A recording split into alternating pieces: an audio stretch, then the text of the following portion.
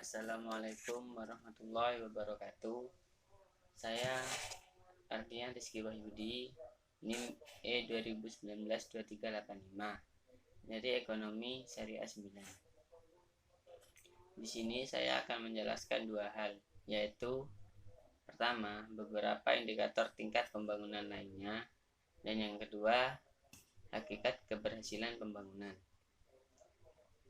Beberapa indikator tingkat pembangunan lainnya, yang pertama adalah garis kemiskinan. Garis kemiskinan adalah tingkat pendapatan yang menunjukkan batas minimal untuk kelangsungan hidup manusia. Dalam hal ini, manusia hidup pada tingkat kemelaratan. Garis kemiskinan atau batas kemelaratan tersebut banyak dipengaruhi oleh tingkat pendapatan rata-rata per kapita penduduk dan ruang lingkup sosial budaya masyarakat.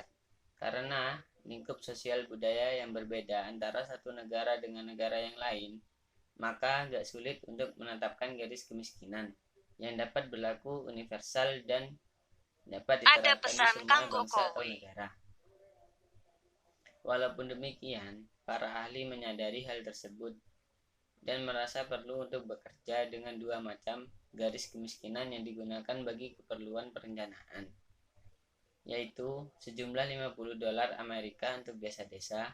Kemudian untuk kota-kota, garis kemiskinannya sebesar $75 Amerika yang dinyatakan dalam harga di tahun 1973. Masalah kemiskinan absolut dapat dilihat dari seberapa besar jumlah penduduk yang berada di bawah garis kemiskinan tersebut.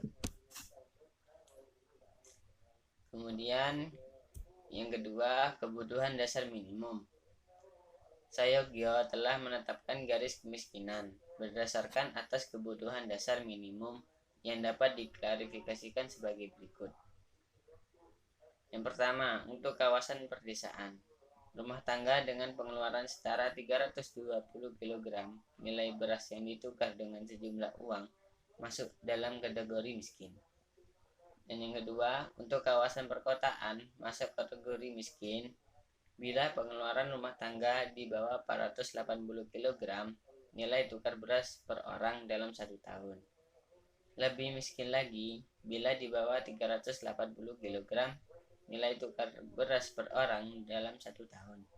Dan paling miskin bila di bawah 270 kg nilai tukar beras per orang dalam 1 tahun.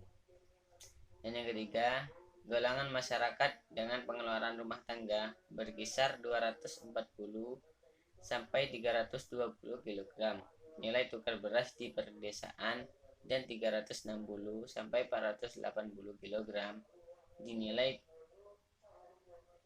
tukar beras di perkotaan masuk dalam kategori berada di ambang kecukupan pangan. Selanjutnya, yang ketiga adalah kriteria Bank Dunia. Ditinjau dari perbedaan jumlah pendapatan atau tingkat kesenjangan pendapatan dalam suatu masyarakat atau negara, maka penduduk di dalam suatu negara dapat dikelompokkan sebagai berikut. Yang pertama, kelompok penduduk dengan penghasilan tinggi yang berjumlah 20% dari keseluruhan penduduk.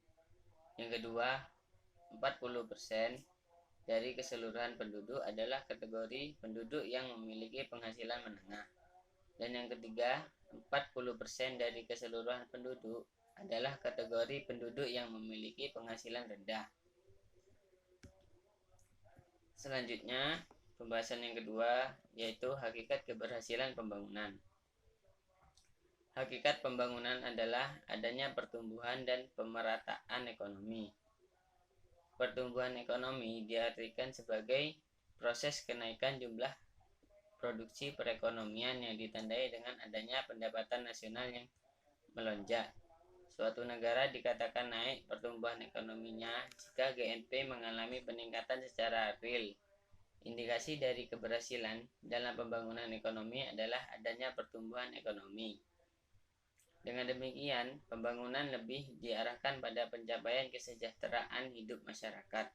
Kesejahteraan hidup tersebut mempunyai dimensi luas, yaitu berkaitan dengan pemenuhan kebutuhan dasar hidup manusia. Dimensi tersebut bisa berupa dimensi sosial, ekonomi, maupun lingkungan. Di era globalisasi ini, salah satu faktor yang mempengaruhi pertumbuhan ekonomi suatu negara adalah adanya hubungan perdagangan antar negara atau internasionalisasi, memenuhi kebutuhan sendiri dan mesti bergantung dengan negara lain. Sebagai contoh adalah Indonesia. Indonesia memiliki sumber daya alam yang sangat banyak dan beraneka ragam, namun Indonesia tidak memenuhi kebutuhan dalam kaitannya dengan teknologi modern. Keberhasilan pembangunan bukan hanya diukur dari kenaikan pendapatan per kapita penduduknya, namun lebih dari itu. Aspek kualitatif harus dijadikan tolak ukur dari pencapaian keberhasilan pembangunan di suatu negara. Tujuan pembangunan tidak hanya tujuan ekonomi, namun juga mengandung tujuan-tujuan sosial yang mulia seperti pengentasan kemiskinan, pemenuhan kebutuhan pokok, pemerataan pendapatan, dan perluasan kesempatan bekerja.